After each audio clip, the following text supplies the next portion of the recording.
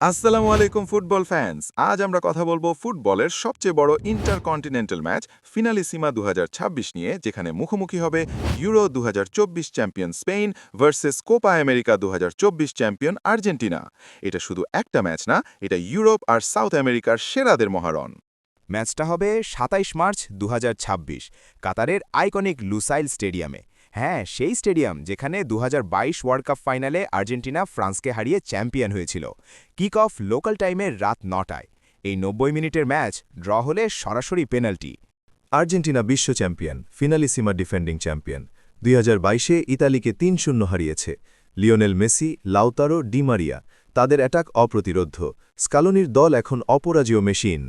অন্যদিকে Spain Euro ২০২৪-এ অসাধারণ পারফর্ম করে champion. Lamine Yamal, Pedri, Rodri, young ট্যালেন্টে ভরা টিম। তাদের টিকি-টাকা স্টাইল আর্জেন্টিনার ডিফেন্সকে চ্যালেঞ্জ করবে। মেসি ভার্সেস ইয়ামাল, এটা তো স্বপ্নের ম্যাচ আপ। কে জিতবে, আর্জেন্টিনার অভিজ্ঞতা না স্পেনের ইউথ পাওয়ার? এটা ২০২৬ ওয়ার্ল্ড কাপের আগে বড় প্রিভিউ। ফুটবলের ইতিহাসে নতুন অধ্যায় লেখা হবে। তোমার প্রেডিকশন কি, আর্জেন্টিনা না স্পেন? কমেন্টে বলো। লাইক করো, সাবস্ক্রাইব করো জামান আরিনাকে আরও ফুটবল আপডেটের জন্য।